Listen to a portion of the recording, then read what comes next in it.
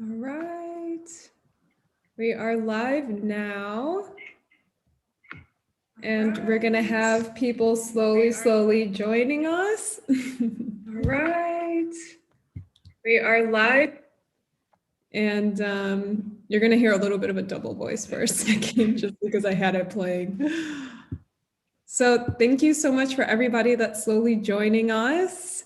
If you're listening now, go ahead and take this time to just introduce yourself. Let us know where you're from and maybe what your intention is for this event today. And, this is I love the live streams because the live chats really allow us to have this sort of community aspect in these events. So feel free to just type away and connect with others.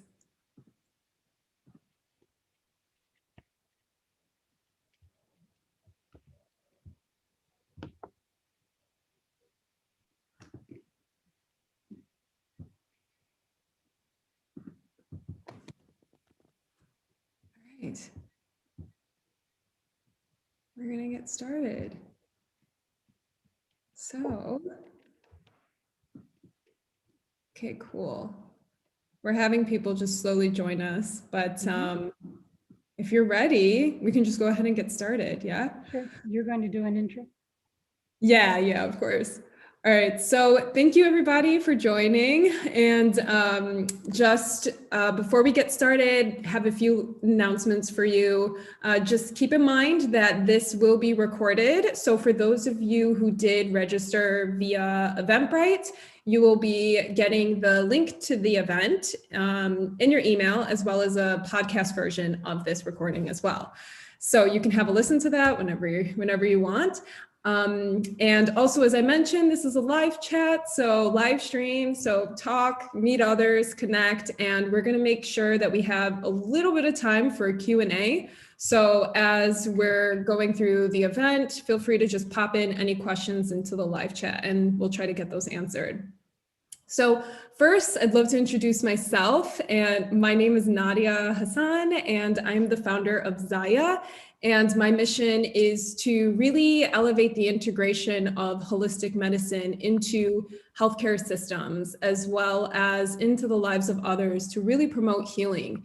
And so one of the ways that I've been doing this is by putting on these events bi-weekly. So I've been putting them on twice a month, and it's really just offering a space for people to learn more about holistic medicine by some of the most incredible holistic healers. And so this event, which is Spiritual Healing with Plants, I have with me Dr. Rosita Arvigo. She is a Naprapathic physician, herbalist, international lecturer, and author of several incredible books. And I'm so excited to have her be a part of this with me. And so, Dr. Arvigo, I would love for you to just introduce yourself and let us know a little bit about who you are.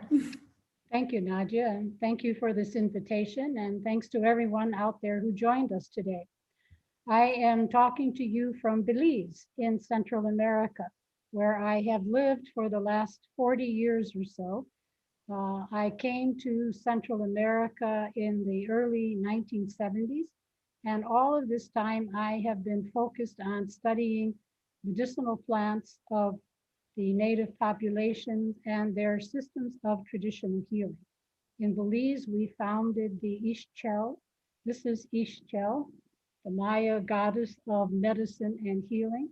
We have the Ixchel Tropical Research Foundation, where our foundation is focused on promoting the conservation of medicinal plants and preservation of traditional wisdom and healing.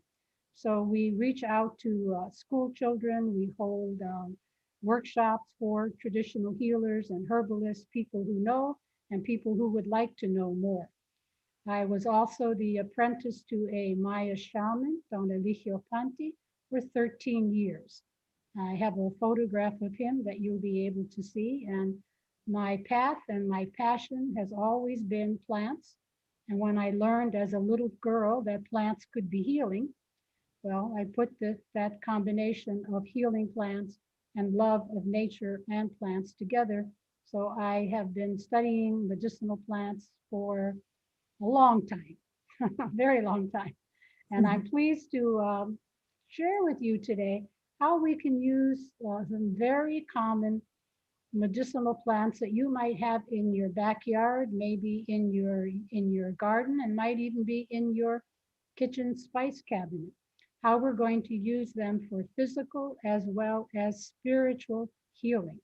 The spiritual aspect of medicinal plants is something that most people don't go into. But because of my training with traditional healers and spiritual healers in Central America, that has always been a very large part of the learning and the teaching that I do is how we use these plants physically and how we use them for spiritual ailments. We have a slideshow to show you. All right, I'm going to put this slideshow up now. So, let's see. Just 1 second.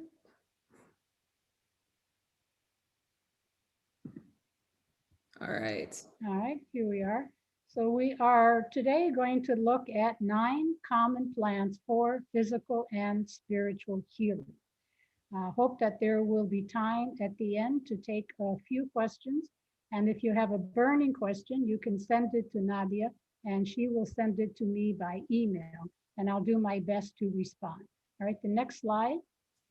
All right. So we always begin with honoring our teacher. This is my teacher, Don Elijio Panti. He lived to be 103 years old. I met him when he was 90. So I was his apprentice for those 13 years. And 13 is a very high spiritual number in the Maya belief system, who believe that all numbers from 0 to 13 are each a god and a goddess. Each has a divine feminine aspect. Each has a divine masculine aspect. So the number 13 is a combination of 4 and 9, which are also very highly regarded in this religious numerological system that the Maya had. So that we had a 13-year apprenticeship is very meaningful. I followed behind Don Elijio in the high rainforest of Belize for 7 years, collecting medicinal plants and helping him in his clinic. So then from the age of 90 to 97 or 98, he was still very active, collecting his own medicinal plants. And I was his companion in the forest, which is the latter years of his life was very important because his eyesight was failing. This picture was taken when he answered the question, who was your teacher? He would always point to heaven, meaning that his teacher was God. And indeed, that was true. Don Elijio did have a teacher for only a period of a number of months. And after that, most of what he learned and most of what he taught me came through the process of dream visions.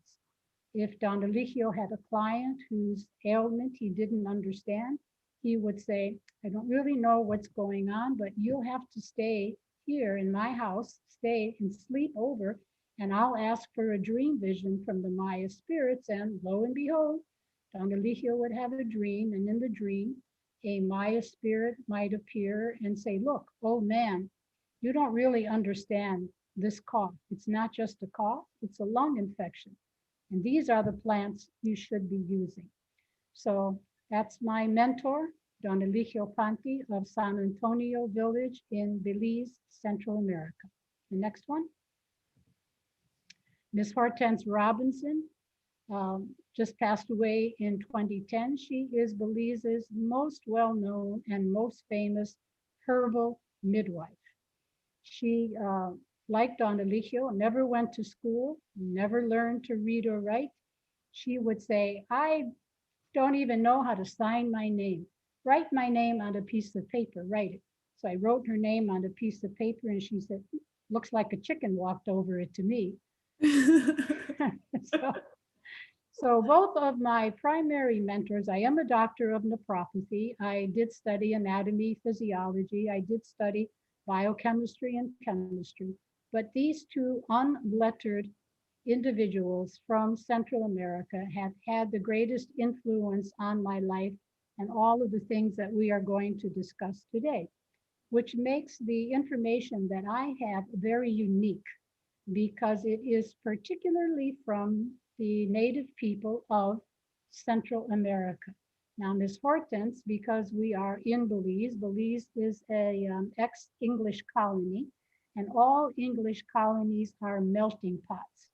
People are here from the East India.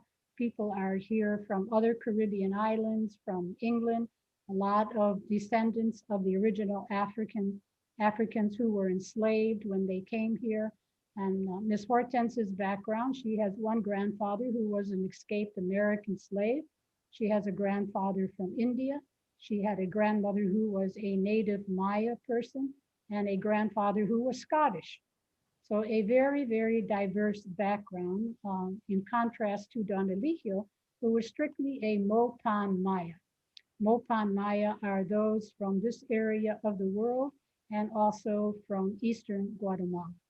So with Ms. Hortense, I learned a great deal about herbal remedies and medicinal plants and spiritual healing for women and children at all phases of life. Next one. All right, our very first plant is one I chose because everyone in the world is familiar with roses. Now, everything I say from this point refers to red roses, not the white, not the pink, and not the yellow, red roses only. Now, I chose to begin with roses because it reminds me of the very first experience that I had in the mountains of Mexico in the 1970s in the state of Guerrero. I lived in Guerrero, probably was about 6 years that I lived there. And I also there worked with many traditional healers. And this particular evening, I was in a small village of 6 houses, 50 people in 6 houses, and everyone had gone to a festival in town. Now, town was a 14-hour walk away from where I was living at the time in this little village of Salitre in Mexico, in the state of Guerrero, which is southwest Mexico. So in the village was left myself, my neighbor, Doña Rita, and her worker, Doña Margarita. Myself and Doña Rita was about 85 at the time. Margarita was about 38 weeks pregnant. And that's why they didn't go for a 14-hour walk to a festival. I didn't go because I was too lazy to walk 14 hours. So in the middle of the night, at 2 a.m. in the morning, I hear urgent rapping on my door. And I go to the door, and I'm in a thatch hut, but I go to the door, and there is Doña Rita on her hands and knees because she was so arthritic in the middle of a cold, chilly night in the mountains of Mexico. She was not able to stand up. So she's on her hands and knees, and she says in Spanish, Rosita, get up, hurry, get up and get dressed. You have to help me deliver Margarita's baby. What? Me? I've never seen a baby delivered. I have no idea. I wouldn't know what to do. I'll probably faint, and you'll have 2 patients, Doña Rita. I'm not the person. And she looked at me, and the look that she gave me was that look that Mexican women give to American women that said, where have you been? Didn't they teach you anything about life where you come from? So she said, Rosita, I need you. Get dressed. Let's go. So I get dressed and off I go behind Doña Rita. Margarita is in the final stages of labor. About 3 hours later, I have a little baby girl in my arms. And I'm saying to myself, this was so easy. What was I so upset about? Why was I worried or scared? I want to be a midwife. So I'm rocking this little baby girl. And then Doña Rita says, put that baby down. There's too much blood here. This is a problem. Go outside. Take this torch. It was a pitch torch that you light from the hearth fire, the long stick of pine wood. And when you light it, it works just like a torch. You can hold it and it lasts a long time. So I took this pine pitch torch. She gave me a little hand-woven basket and some scissors and told me to go out and get 9 red roses with this much, about 6 inches of the branches and the stem. 9 red roses. Had to be 9, and it had to include the stem and the leaves. So I brought all these back to the kitchen. In the meantime, on the open fire hearth, she had placed a clay pot with about a liter of water to boil. She took all of the red roses, dumped it into this pot of boiling water, cooked it for about 5 minutes, and then poured it off into a gourd bowl. Told me to stand in the doorway and turn that tea back and forth from one bowl to another because she said it had to be cool. The cool rose tea would work, hot rose tea would not work to staunch this excessive postpartum bleeding. Now, let me be clear, this was not hemorrhage.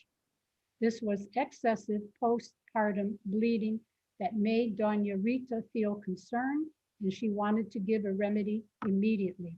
While I'm cooling off the tea in the doorway where there's a big cool mountain breeze coming through, she had tied Margarita's ankles up to the wooden rafters so that her legs were on an angle like that, which obviously was a very smart thing to do to make the flow of blood be against gravity to prevent coming down. So I brought the cool tea to Margarita's bedside and I spooned it into her mouth. She began to drink. She drank and I watched it with my watch. 8 minutes. 8 minutes until that excessive bleeding calmed down to what Doña Rita said was now normal. So it may be that those red roses saved Margarita's life that night, who was the mother of 5 other children. So had it not been for that traditional wisdom that Doña Rita held, who also never went to school, never knew how to read or write, but she knew how to save a life with a simple remedy that grew in the backyard. Now remember, we are 14 hours by footpath away from a small village that was 18 hours on a bus to the Acapulco, Mexico highway. So why this traditional wisdom has been so well preserved is because it was necessary for survival.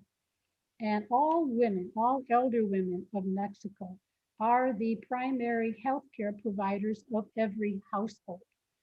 And so these are the people that I have spent 40 years with. And this is the information that I share with you. So I also have to count Doña Rita as one of my mentors. So red rose tea, if we want to use it for excessive menstruation, say a lady is perhaps in menopause or her menstruation feels to be excessive to her, she would need to get 9 red roses with 6 inches of stem and leaf, boil all of that together for 5 minutes in a quart of water, liter of water, and then when it is cool, she begins to sip so that all day long she consumes that liter of cooled rose tea.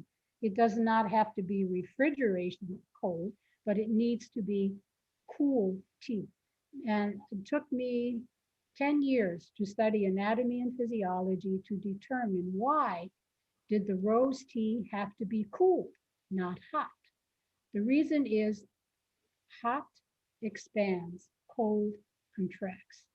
The purpose of the red rose tea on this night in the hills of Mexico was to contract the uterine membrane so that the microscopic capillary beds at the membrane would be closed due to the astringency in the roses. Roses are astringent.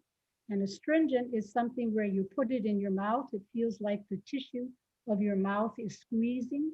That's what an astringent does. So it works on mucous membranes. And the membrane of the uterus is a mucous membrane. So it is strong enough to work at the level of the inside membrane of the uterus, and where those arteries are so small, they're microscopic. So that staunch the excessive bleeding. We can also use it for excessive menstruation in menopause or in young women as well. And that would be the same formula, drinking that liter in small sips all day long. It also works really well for a condition known as infant pink eye. Many times an infant has what looks like a reddish pink inflammation on one eye, and very often it tears on one side only. You can see the eyelid is swollen, sometimes red and pink. So you would make that same red rose tea at that same amount, but then you have to strain it through a couple of pieces of cotton cloth. Muslin would be the best, obviously, because you can't introduce nothing into the infant's eye that might be a tiny piece of a leaf or, God forbid, a thorn, right? So you have to strain through a couple of pieces of cloth, and then just with a few drops, put that into the baby's eye 4 or 5 times a day. I have used that quite a number of times, and it works very well. Roses will also reduce fever in small children. It's important because a rose tea with just a little bit of honey added is a delightful tasting tea. Anybody who has had children knows what it's like to get a 3, a 5, or a 6-year-old to drink some nasty tasting cup of herbal tea that's good for them. In fact, don't say it's good for them. They won't drink it if you say that. So just a half cup every hour or two with a little bit of honey of cooled rose tea will also bring a fever down enough so that takes you out of emergency mode. So if it's 102, it might go down to 100.5. And that makes a huge difference whether or not you can keep a child home. Right? One more thing about roses that I have tried many times, and in my practice as a doctor of naprapathy, I specialized in women and children. So all of these remedies have been tried, tested, and true. This one especially, we use red rose tea in exactly the same manner that I gave you the same formula, but to that quart of water, we're going to add a teaspoon of cinnamon. And this is for baby diarrhea. 1 teaspoon of cinnamon to the 9 roses, the stems and the leaves, and the 1 liter of water. Boil it all together for 5 minutes. And when it's cool, you give it to the infant either in a bottle, or for women in Central America are reluctant to introduce a nipple and a bottle to babies who are nursed, who are breastfeeding. So what they do is take a piece of sterilized cotton that they have boiled and dip it into the tea and hold it over the baby's mouth, and the baby will suck the tea right off the cloth. So that's how they avoid putting it into a baby bottle. If that's fine with the mother, the baby bottle works. And you would give 1 ounce every hour, 1 ounce of the cooled rose and cinnamon tea every hour. Now, you notice that I am careful about telling you how to prepare, how to administer. You can hear lots of stories about plants. You can read lots of books about medicinal plants, but the hardest information to get as a novice or as a reader is, how do you do this? How is it prepared? How many cups of tea? How many flowers? How many leaves? How many branches? How long do you boil? Do you drink it hot or do you drink it cold? In ethnobotany, which is the study of how people and plants interact, it's called posology, Posology. That means how many flowers, how many leaves, how much water, how long do you boil it, how often do you take it, and are there contraindications? So all of that should be included in all of the herbal books out there. Most often it is not, so I find people are just kind of stumped and don't know how to go forward. All right, let's go to our next plant.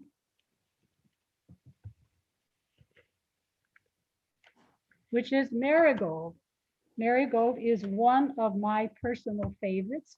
Again, it's another plant that is known all over the world because most people like to have it in their garden. They consider it a beautiful decorative, and also it does help with some garden insects and nematodes because of its very, very aromatic nature. It's one of our most aromatic decorative plants. It also happens to be a very important medicinal plant to the people of Central America. The number one use for the marigold flower is for baby colic.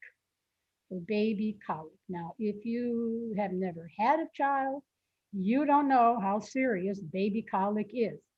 Baby colic will keep an entire household up all night long and all day long for weeks on end, not just a few nights. There will be loss of sleep for weeks for the entire household. That means mother is exhausted. She may have other children to care for. So if she becomes exhausted and overworked, her milk supply will begin to be not as abundant as nature intended it to be. The other children in the household won't get the attention that they need because mother has been up all night long. So baby colic is a serious household condition. And I know of no better remedy than the entire flower head of a marigold. Now, the ideal marigold for this purpose would be the large one that is about maybe two inches across. These are the French marigolds, and they're a little bit smaller. So if you have the very large head marigold, you need one flower. If you have these French marigolds, you need three flower heads to 1 cup of water. 1 cup of water. You do not boil. You boil the water, put it into like a thermal container, a teapot, and then put the flowers in the teapot, pour the boiling water over that, and let it sit for 15 minutes. Again, you want to be sure that you strain it really, really well so that you don't introduce something in the baby's throat that might cause it to start coughing, or worse would be choking. So you strain it through a cloth. And if the baby is taking a bottle, again, it would be 1 ounce every hour. 1 ounce every hour. If the baby is breastfeeding and you don't want to introduce a bottle, then you use the sterile piece of cotton that you soak in the tea and just hold it over the baby's mouth, and the baby will easily suck the tea out of that cloth until you have got a 1 ounce into the baby's belly. And so you would repeat that about every hour. Extremely helpful too if you could just do little massage on the baby's belly in clockwise circles. The easiest thing I can tell you, clockwise circles around the baby's belly goes a very, very long way. I've also seen midwives take the baby's little knee and push it up to the chest, and you hear out comes the gas, especially after the marigold tea. So for baby colic, wonderful tea. Baby should not need more than 1 cup a day, taken 1 ounce at a time. If you notice anything untoward, which the worst thing, I've never seen any baby have a negative reaction, but that doesn't mean that it might not happen. If you see any untoward reaction, like a skin condition, stop it. There are other remedies I'll tell you about, but actually I've never seen that happen, but it's the only reaction I have seen on infants when a herbal tea does not agree with them.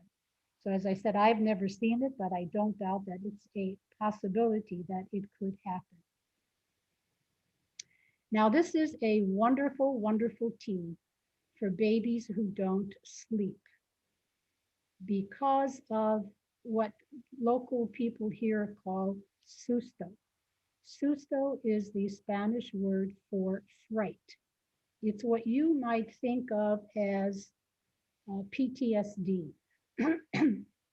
Supposing, like in the case of my first grandson, was a very traumatic and difficult birth. that eventually ended in a cesarean birth, which all I can say as the grandmother, I kissed that physician's feet. She saved my daughter's life and she saved my grandson's life. So when there is a difficulty like that, and often the child is born with a sense of impending danger, anxiety, and fright. So this would be a child that doesn't have colic, takes the breast or takes the milk with no problem, but screams and screams and screams and cannot settle down. There is no matter of walking, massaging, cuddling, patting that calms the baby down, because we know that the baby has a post-traumatic stress disorder from the difficult childbirth. I'm also remembering a baby with susto or Europe PTSD whose mother died suddenly in front of this infant. He was like 14, 16 months old.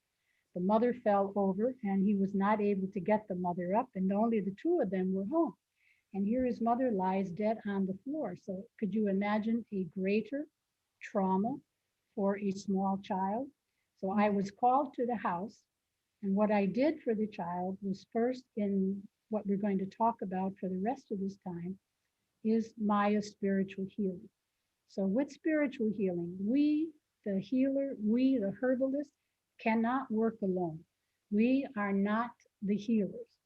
We are the intermediary between a higher power, ourselves, and this person who is in need.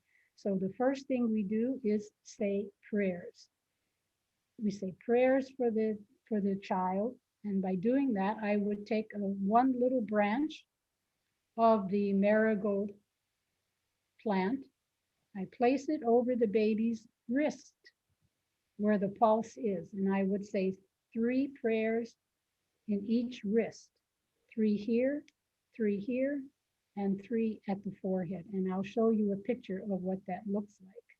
Then I prepared a herbal bath for both of these infants, my own grandson and this other child who witnessed his own mother's demise.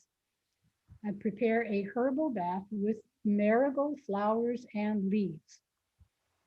So I would gather 9 marigold flowers.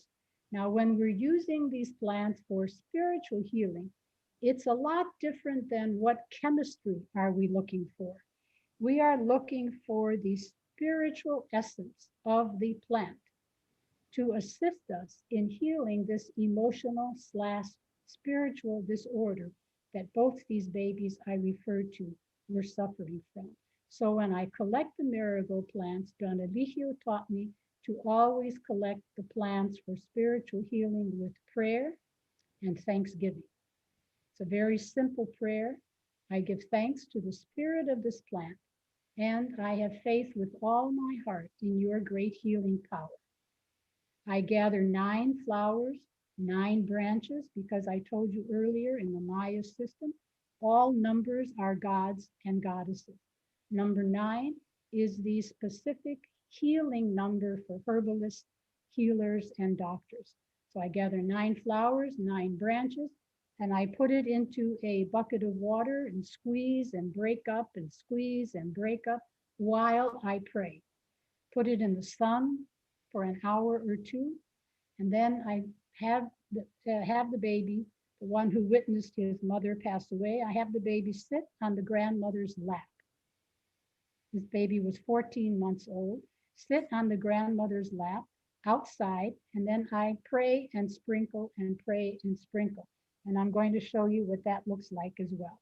So the marigold flowers we use for those states of fright. Susto is fright, post-traumatic stress, for children or adults. Marigold happens to be one of my personal allies. I rely on marigold all the time. I'm sitting here on 16 acres on a mountaintop in Western Belize, and everywhere in my garden, marigolds are coming up wild because I have been cultivating them here for 20 some years on this piece of land. So everywhere I live, marigolds grow because I will always make an effort, even if it is only in a pot on the patio. I must always have marigold flowers around me because I consider them a personal spiritual ally. So when I leave my home, I have a little velvet bag that goes around my neck, often inside my shirt or my dress. And in there is a marigold flower with a sprig of the branch, a basil leaf, and a sprig of rue.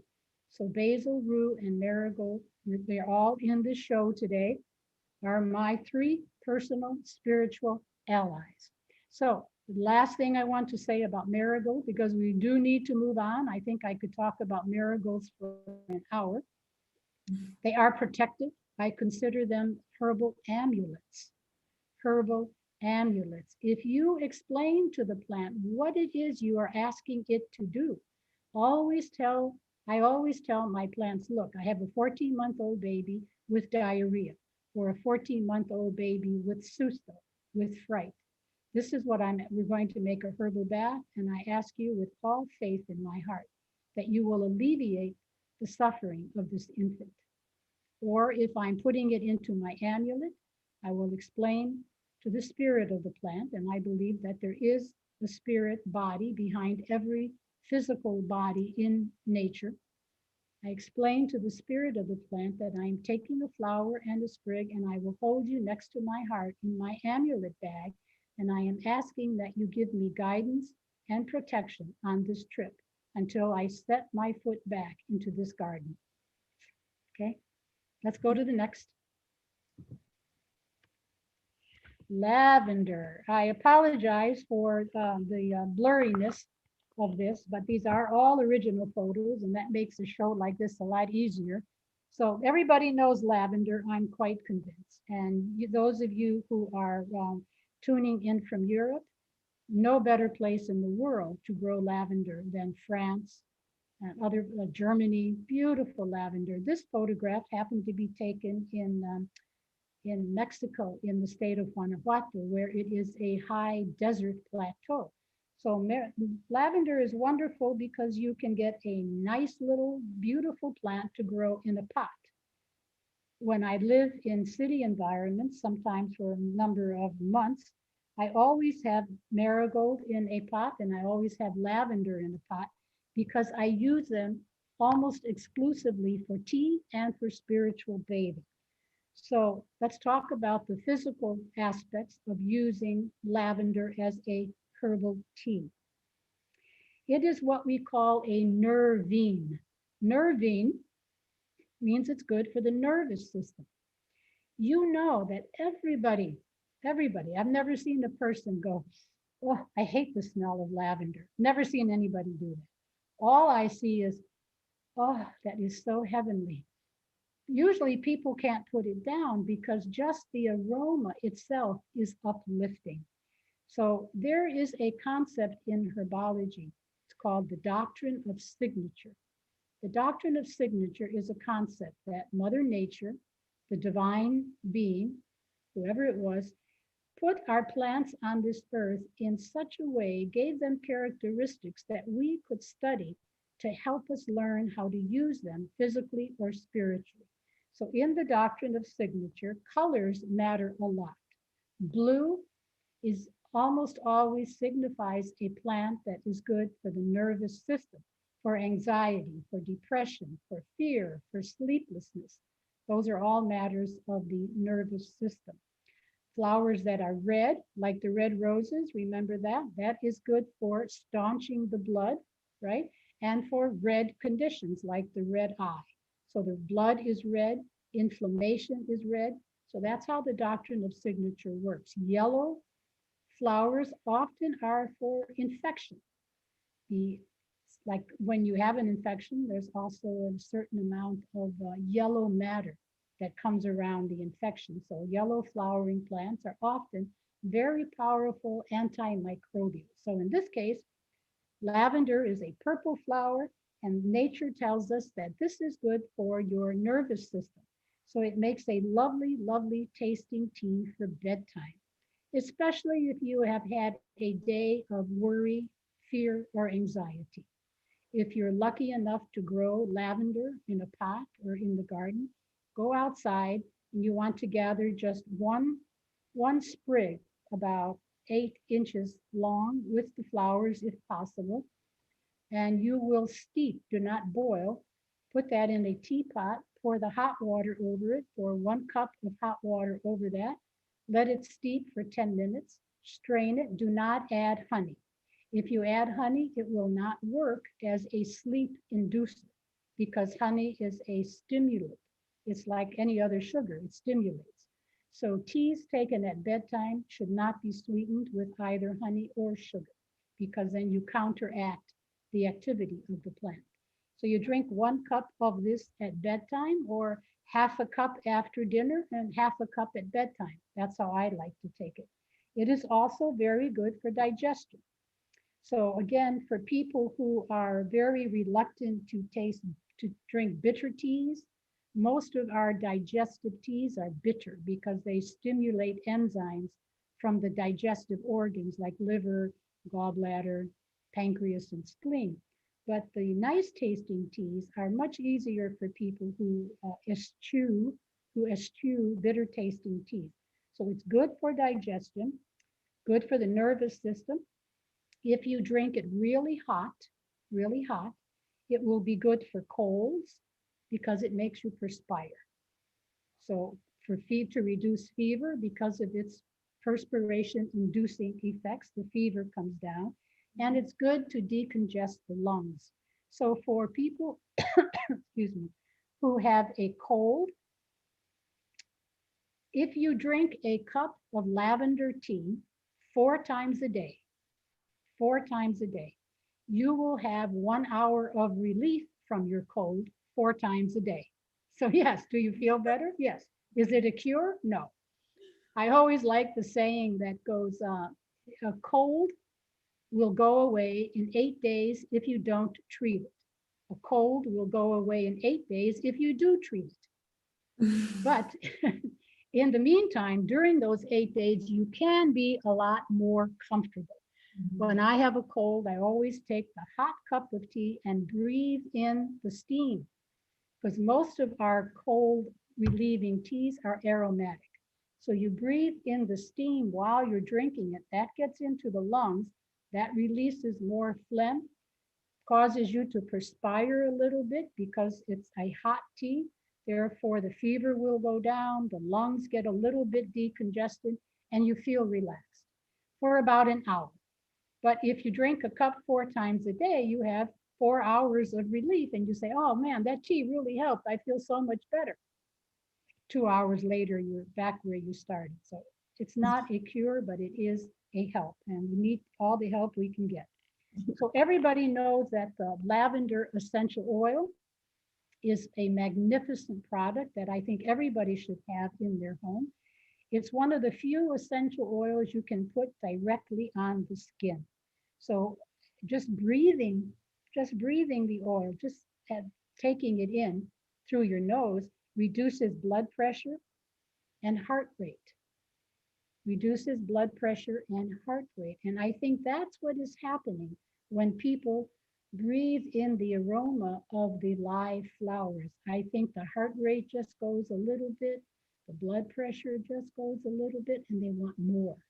They want more of that instantaneous feeling of something inside is just less tense, less like that. So I would use lavender in a spiritual bath when I am in Mexico. It does not like to grow in Belize. Grows beautifully all over places of the United States in pots. I would use lavender for any emotional concern that a person is having. Right now, around the world, of course, there is so much fear, there is so much anxiety and grief. We talk a lot about how many human beings we have lost to this pandemic. I also think that every human being represents 20 or 30 people who are grieving. So multiply the death count by 20 or 30. And that's the amount of people on the planet right now who are grieving the loss of a loved one. And if I were with them and they asked for help, this is the plant I would go to. It's calming, it's mild, there are no contraindications to lavender. I imagine somebody could be allergic to it. I never met anybody, but we always ask, do you know if you're allergic to any plant? And most people know. So I would prepare a herbal bath for this person. I would get a bucket. You're going to see a slide of that. I would get a bucket and I would cut 9 branches because that's the high spiritual healing number of the Maya system in which I was trained. I would collect 9 branches about 8 or 10 inches long, put them in a bucket of water, and I would just break them. Remember, I collect the plants with prayer. I would come to the lavender with love and respect. And we stand for just a moment before you jump in and grab and take parts of this plant. Stand there for a moment in mutual recognition of divinity. Stand for a moment in mutual recognition of divinity. I see the divine in you, and I wish you to see the divine in me. And you explain to the plant what it is you want to do. I am going to take 9 branches for Mary Lou, who has just lost both of her grandparents. That happened today in my household, who just lost both of her grandparents to COVID. So I'm going to prepare a bath for her, and I ask you, please, to assist in this healing. Can I ask you a question? Sure. So I'd love to hear what your thoughts are on plant sentience. So a few years ago, I read the book Secret Life of Plants. I don't know if you, yeah. Yes, I read it 3 times. Yeah, it's such a big book. So for any who are listening, it's a really interesting book that talks about the experiments that were done on plant stimuli and how they used polygraphs and did some really interesting tests on there. And so when before you collect a plant or before you pull it from its roots, why is it so important? So we hear all the time, like, it's very important to communicate with the plants and to be very conscious of their own existence in this sense, because they're also a living organism. But I would like to hear from your perspective why that's sure. Absolutely. I have the answer according to my mentors, right? Every physical being that is alive on the planet today has a counterpart in the spiritual realm somewhere. So for all plants, there are individual angelic beings known as devas, D-E-V-A. The deva is the angelic being that holds a specific vibratory note for lavender to become lavender, for lavender to have that beautiful aroma, for it to have that lovely purple colored flower. So behind every physical being, the plant, the animal, the human being, the tree, is a spiritual being.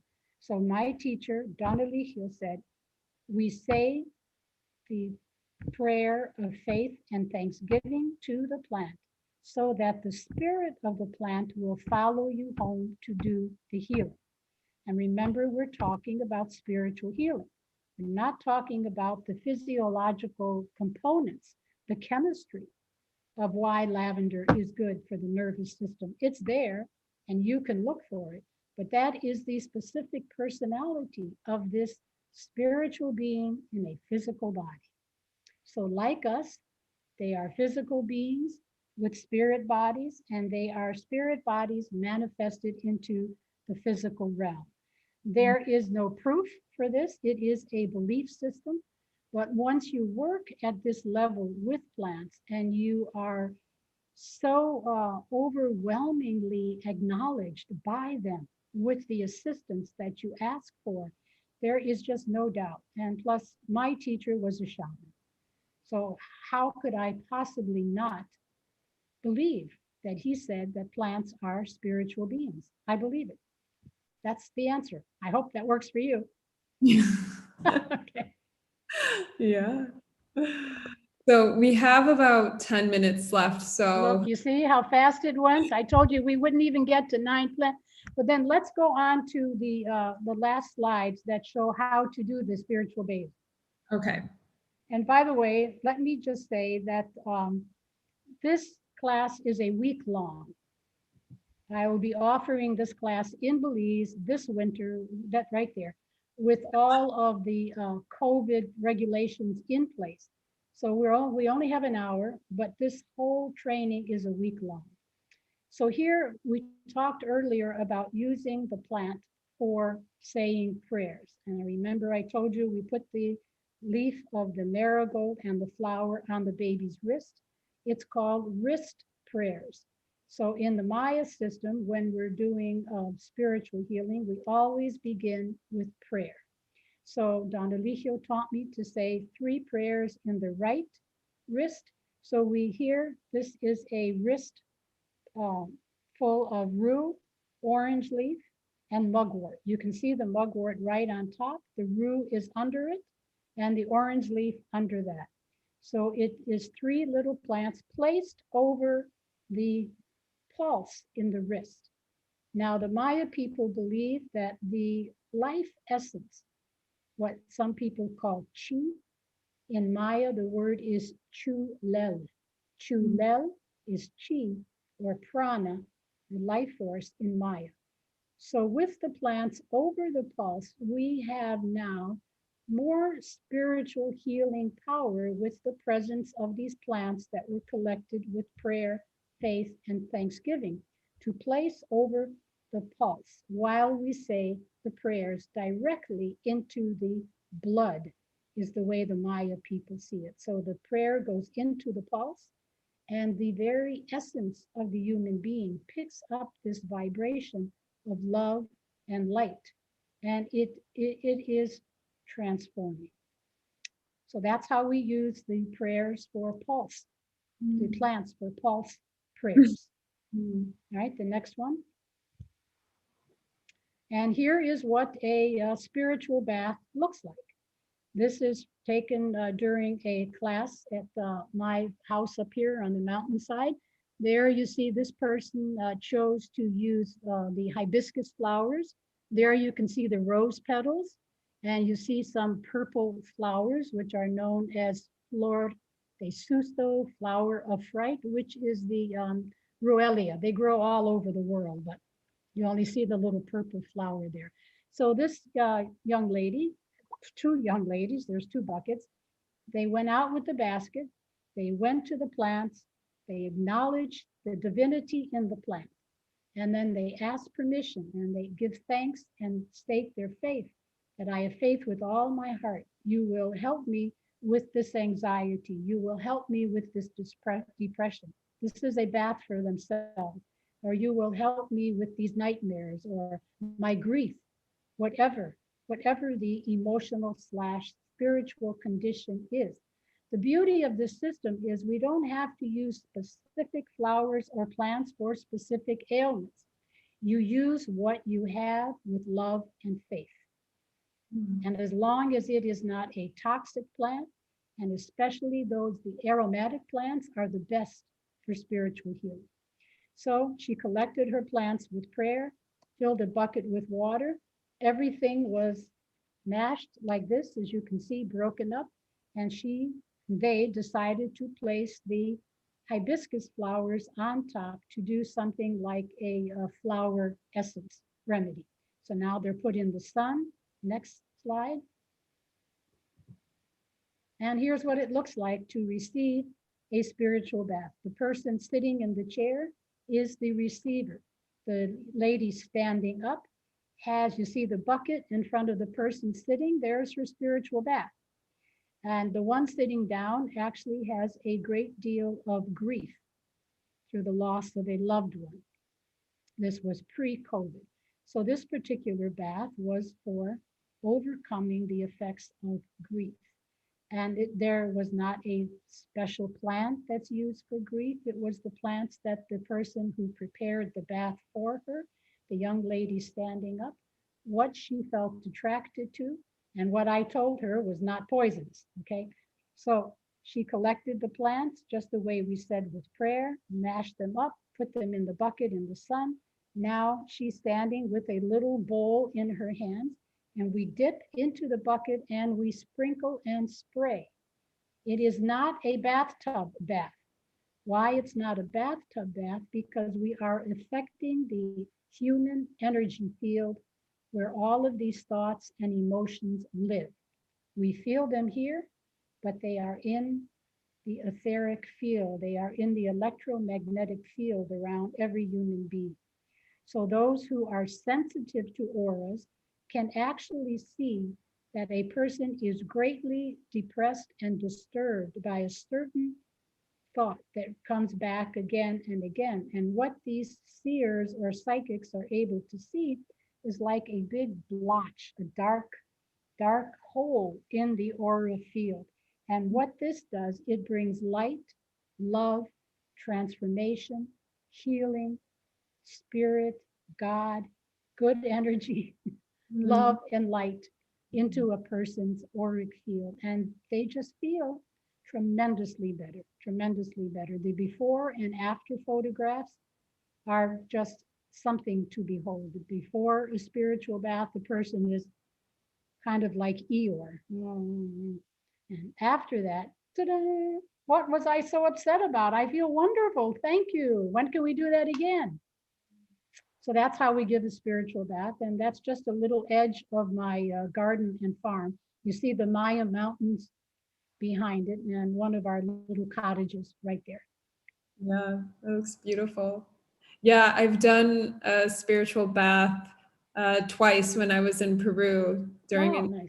ayahuasca ceremony. And I remember after doing it, the water was so cold. I was so shocked by the temperature of the water, but afterwards it did feel almost like lighter. Like I felt lighter. That's the most common response.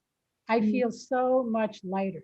One lady said to me, while you were throwing that water at me, I felt bricks falling off my shoulders.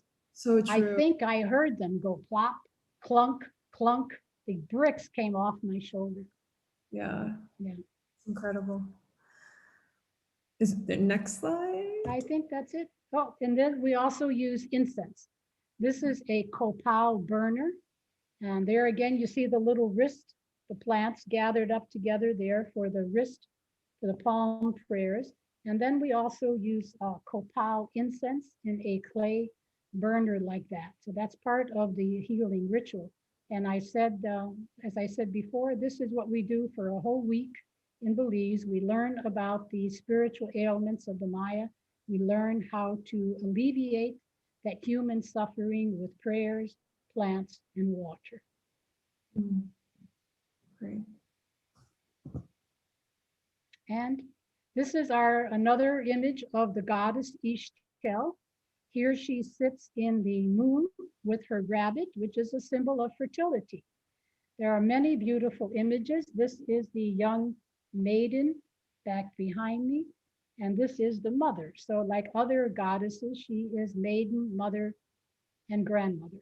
So this is the mother image. She sits in the moon to signify how women's reproductive cycles are in tune with the phases of the moon. And you see a lot of her skirt is actually made of jade beads. One of her names is Jade Skirt. So that's our beautiful goddess, Ixchel, Ixchel. You can learn a lot about her on my website. Wow, very beautiful. Thank you so much for sharing all of this. So we have a few questions. Maybe we can just go through them really quick. So one of the questions that we got was, if we don't have red roses, can we use rose water, hydrolat in parentheses? No. No. Okay. No.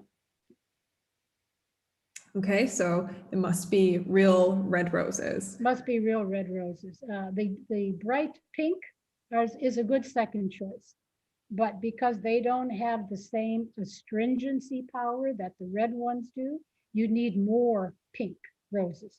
So if I said one large red, but you have pink, I would use 3 large pink because it just does not have the same amount of tannic acid that the red does. Okay. And then another question was, if we don't grow these plants ourselves, can we buy them at the market? Yes, of course. I do it all the time. I've had to do a spiritual healing in New York City after 9/11. And I went down to the market at the bottom of this 20-story apartment building, and there was a sprig of rosemary in a plastic bag. It was $4.95 for 1 sprig, US dollars. And I picked up this rosemary and I said, look, I'm really in need. This young lady I'm staying with is in need because of what happened. And I said, you must have had a hard life. Just recognizing how did that plant get to where it is in the supermarket in New York City. I didn't get a chance to give thanks to your spirit before you came away from your mother body, but now I am giving thanks and I am stating with all my heart that I have faith. And yes, they will do it. Wow. And you know what? These plants, this is the work that they were made for. This is what they love to do, which is why they cooperate, which is why our spiritual healings are so magnificently effective and safe and reliable and easy. Yeah, that's very true. And I know that we didn't have time to go through all of the slides. Is there someone asked if there's any way that they could find more of your teachings on the rest of the plants? I know you showed me your book earlier, so that might be a really great source. Yeah. This book, The Urban Herbalist, I wrote just a couple of years ago for people who live in city environments. And in this book, you will find plants that are common. Here's a little violets, for instance. We love to use violets in spiritual healing and physical healing as well. And also, if you go to my website, there are a lot of blogs and podcasts that we can share with you. And just look me up online. I've done a lot of this very thing. Yeah, there's a lot that you can find on her. And the links to go to her website are, if you're tuning in from YouTube, the links to her website are actually in the description. And if you did register, I will be sending that information out as well in an email. So once again, thank you so much, Dr. Arvigo. I'm so happy that you were here and you shared so much information. And thank you once again for that. And thank you so much to everybody. My favorite subject, my absolutely favorite subject to talk about. So thank you for this opportunity, Nadia. Of course. Thank you everybody for listening so much. There will be, so like I said, there will be an email that I'll send out to you if you did register. And there will also be another event that will be happening. So next month on Thursday, November 26th, around the same time as the beginning of this event, there will be a lucid dreaming expert. Her name is Dr. Claire Johnson, and we'll be talking about healing through lucid dreaming. And so we'll be talking about resolving nightmares through lucid dreaming, how to heal the body through lucid dreaming, how to heal from trauma in lucid dreaming. So it's going to be a really interesting event. And also that one is free. Link is in the description. And I'll also be sending that out to you as well. So make sure to subscribe if you want to stay in tune for more events like this one, and follow us on Facebook at Join Zaya. All right, everybody. Thank you so much. And we will see you next time.